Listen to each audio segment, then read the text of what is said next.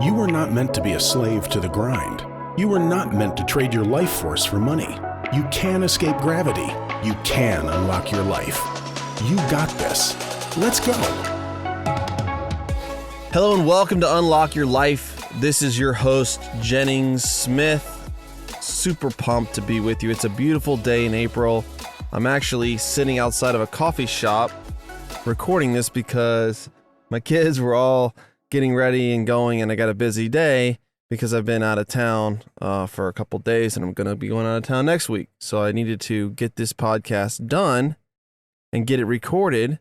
But last night, I was speaking with my son, and he wanted to have more freedoms, right? He's 9 years old. I got 4 kids, but he's 9 years old, and he wants more freedoms. He wants to be able to ride his bike to Garen's, which is a candy store, pharmacy place in our little downtown area. And so he wants to ride to Garen's, but there's some busy roads there, and he's got, a friend that'll do it, but I don't think he's quite old enough. And this is something that he really wants to do. This kid is firstborn and just wants to be an adult right now. I mean, he's always pushing for more privileges, more freedoms, and this kind of is a big, big deal to him. However, there is something that he has a problem with, and that is getting himself up in the morning. He has a hard time getting up, getting dressed, getting moving, getting his hair brushed and teeth brushed. And so I'm thinking about this problem, and nothing seems to be working. We're yelling at him, we're trying to discipline him, we're giving him consequences, and it just is not working. And so I told him, hey, if you make a deal with me, then you can ride your bike to Garen's. And he lit up. I mean, he was like, really? How? What do I do? It's like, well, you need to start getting yourself up in the morning. I want to not have to push you. I want you to grow up, and by 7:30, I want you to be dressed, teeth brushed, and hair brushed, ready for the day. Okay, yeah, all right, I can do that. Okay, well, how long do you think you should do that for before you get to go to the candy store?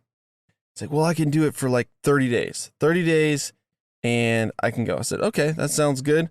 And what happens if you don't do it? Like, what am I going to do if you break our agreement, break our deal? And he said, well, then I got to start all over again. I got to start and do it for 30 days in a row. It's like, okay, that's the deal. So we wrote the deal down. We collaborated on the deal. We made the deal together, and we signed the deal. And that's the deal. So the next morning, Jennings is like up. I mean, his alarm clock has not even gone off. And let me tell you, his alarm used to go off for 30, 40 minutes. And I'm in my office going crazy while this alarm is going off. And he's just like still snoring. 6:50 a.m., alarm hadn't even gone off. Boom, he's out of bed. He's brushing his teeth. He's getting dressed.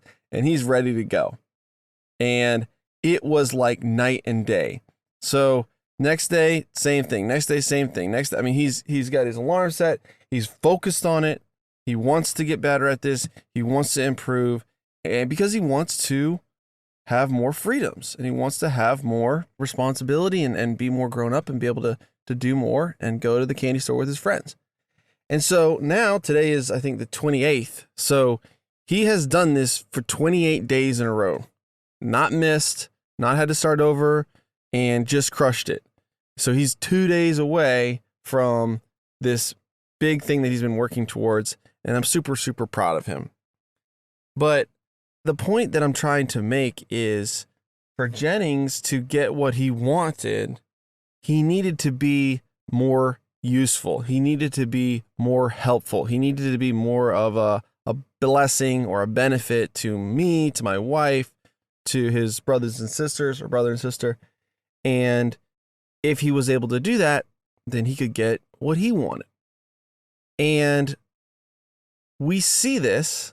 And so he was, he made himself more useful. It's like, now I don't have to deal with him. Now I don't have to deal with yelling at him and a big fight and dragging him out of bed and pushing him and telling him 5 times to brush his teeth and brush his hair and get dressed and like, come on. He does it on his own. He has become more grown up, more useful. And if you're a parent listening, then you understand this, right? You know that if your kid wants more responsibilities or more freedoms, then they got to take on more responsibilities. If they want to drive the car, then they got to get their grades up. If they want to go out on Friday night, then they have to have all their chores done, or whatever it is. We know as parents how to do this because that's the way that life works. So we do the same thing as adults, right? Life doesn't change. And I'm trying to make this connection with you, this transition that you are no different than a child in this regard. I'm no different than a child in this regard because I want more things. I want more freedoms. I want more money. I want more time. I want more whatever it is that you're desiring. Maybe, it's different for every person, but we want more. And yet we stop realizing and thinking about the correlation of if I want more, then I need to be more useful. I need to be more helpful. I need to get better. I need to take on more responsibility if I want more. We start to just think, well, life isn't fair. Why isn't this happening to me? My boss sucks. Whatever reason or excuse we start to generate, instead of going back to our roots of when we were a child, or if you have a child, training your kid, like it's very, very, very similar, if not exactly the same. Okay, I'm going to give you a couple examples. I go back to what did I want?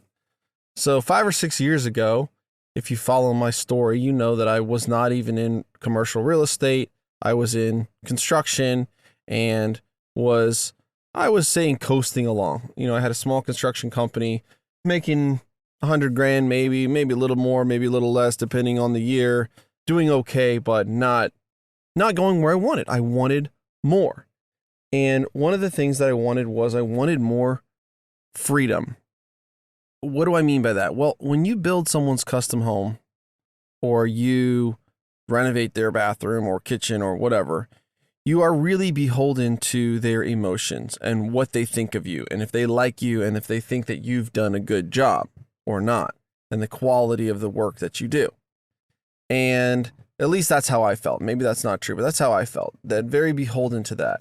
And there was a custom home client that I hired, and this lady was just awful to me. And I really do think she might have had some mental instability issues. But anyways, she was, constantly berating me, calling me late at night, early in the morning, calling me on the weekends, calling me over and over and over and over if I wouldn't answer or respond to her, blaming every little thing, flipping out over, inconsequential stuff. Like literally we had to shrink her living room, which was like 40 feet wide, by 2 inches, and she had a meltdown over it. Like that's the kind of thing that I'm dealing with for 9-10 months building this lady's house. And it was so bad that I quit building custom homes for like a year after that. I just did not want to deal with any other people like that. And what could I have done differently? A whole lot. But the point is I did not have freedom, and I wanted and yearned for more freedom. I didn't have the freedom because I felt like, and it wasn't just her. It was anytime I turned around and my phone rang, is this a client calling with a problem? Is something going wrong? Is this going to be a warranty issue? What's the deal here? And really had like PTSD about my levels of freedom and peace. And it was something that I wanted to change. With money, I drove an F-150. It wasn't great. It wasn't terrible, but it wasn't great. And I started looking online at these exotic cars and dreaming about, wow, how cool would it be to own a Lamborghini or a Ferrari or a G-Wagon or something like really, really, really nice, versus I'm always just going to have this F-150 because that's really the work I do and that's the money I make. And man, I really wish that I had more. And you can kind of hear this tape playing. It's like almost like, man, Dad, I wish I had a nicer bike, or I wish I had a better car, or I wish I had this, or I wish I had that. I didn't see it that way at the time, but as a parent now, it's kind of like, okay, you want a nicer bike? How are we going to make that happen? Right? But we don't think that way when we're in the trenches. We don't think there is a different way. We don't think there's a way out. There's a way around. We just start to accept this is our lot in life. right? Isn't that sad? It doesn't have to be that way. That's what this whole podcast is about, is unlocking your life, not accepting the things that you don't want as that's just, it is what it is, and that's the way it is, and it's always going to be that way. You know, I wanted to take vacations. I had never even taken my family to Disney World. You know, we took maybe one vacation a year to Ohio because it was free. My mother-in-law lived up there. Or maybe we went to our beach house, my aunt's beach house, because again, it was free just to go there. But, you know, to spend $5,000-$10,000 on a vacation, like, I wasn't doing that. Did I want to do that? Sure, I wanted to do that, but that just wasn't in the cards, or so I thought. And with time, you know, I would go away for a week, and that was the most I could go away for, if that. And when I would come back, I would be overloaded, overstressed, all the projects would be backed up. Yes, I had employees. Yes, I had project managers. But the way that I had built my life and my company, it really all depended on me.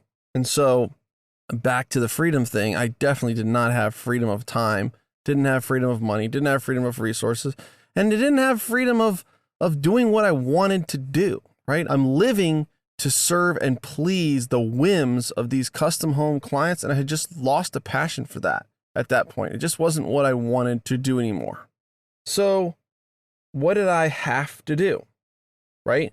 What did I need to do to get these things, right? To be able to, quote unquote, go to Garen's, go to the candy store. Like, what did I have to do?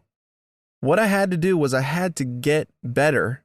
I had to acquire new skills. I had to help other people. I had to become more useful and helpful to humankind, right? Just like little Jennings had to become more helpful to his family, take on responsibility for getting himself up in the morning, I had to take on responsibility and bring more value by learning how to, well, for me, it was I learned how to buy and scale apartment complexes and how to syndicate and how to raise capital, right? And I learned how to flip foreclosures. And I learned how to fund the foreclosures with other people's money.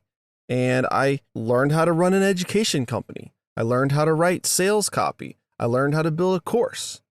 I learned how to record a whole course. I learned how to get better at social media. I learned how to build my influence so that I could reach more people, so that I could help more people. All these things, I really, really, really had to get better. I had to acquire new skills. Somebody that I follow online, he is very wealthy. He sold his company for over $100 million and is in the process of buying more companies.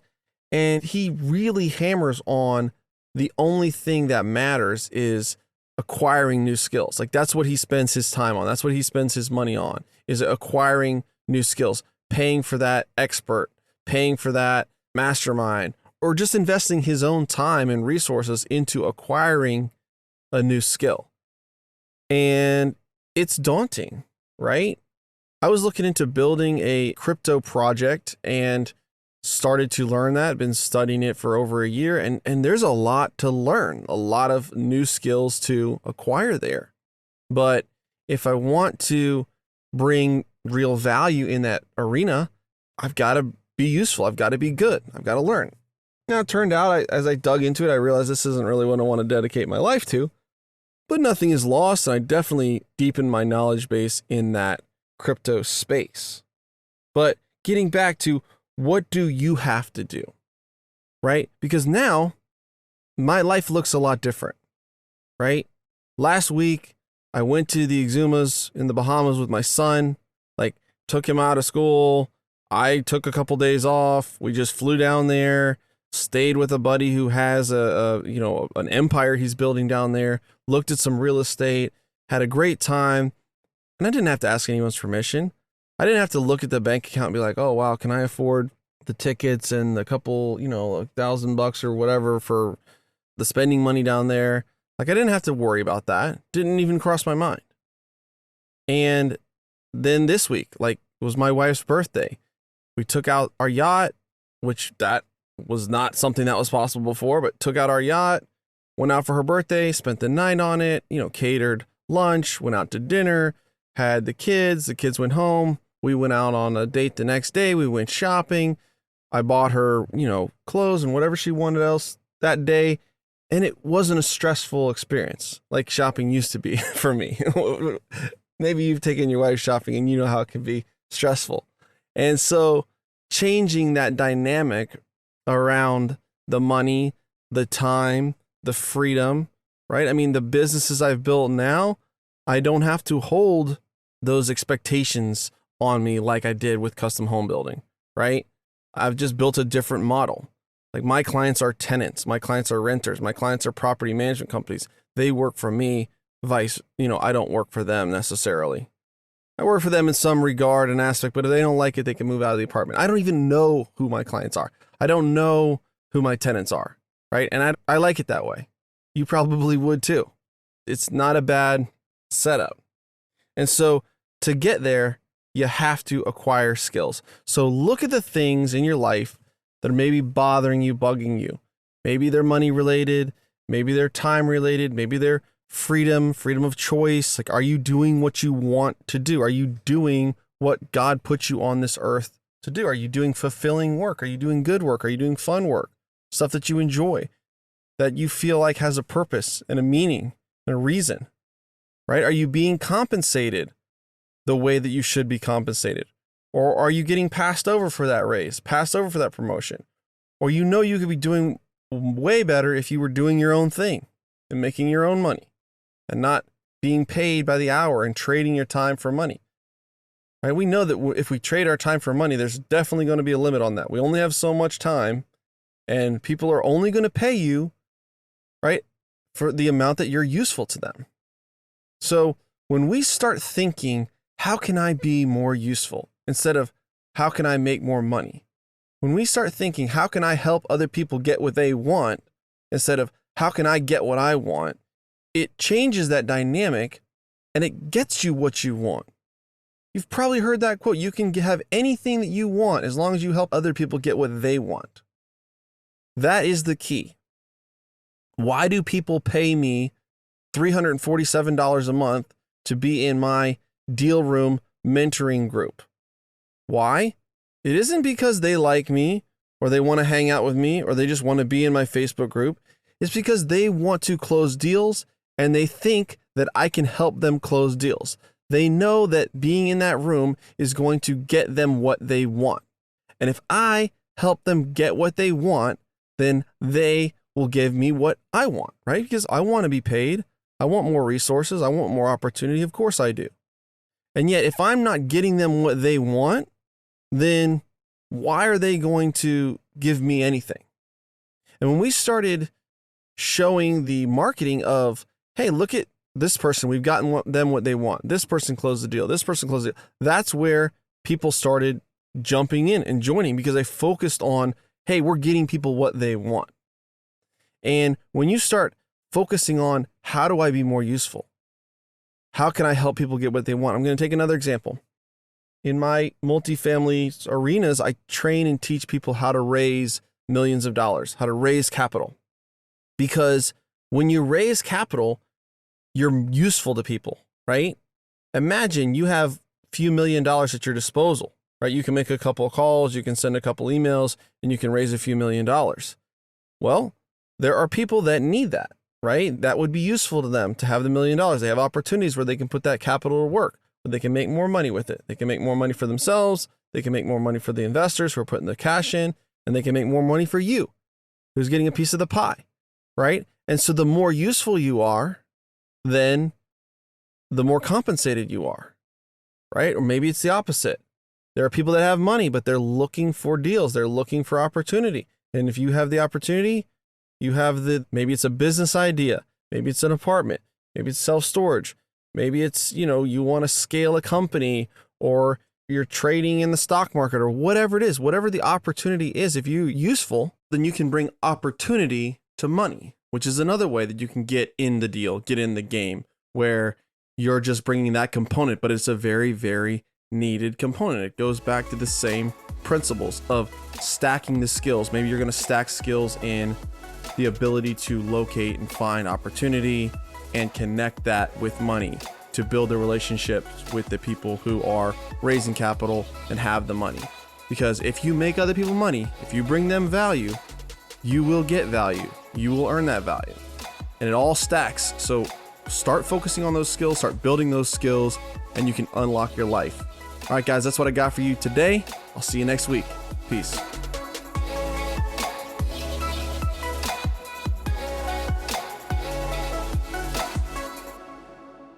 This is thepodcastfactory.com.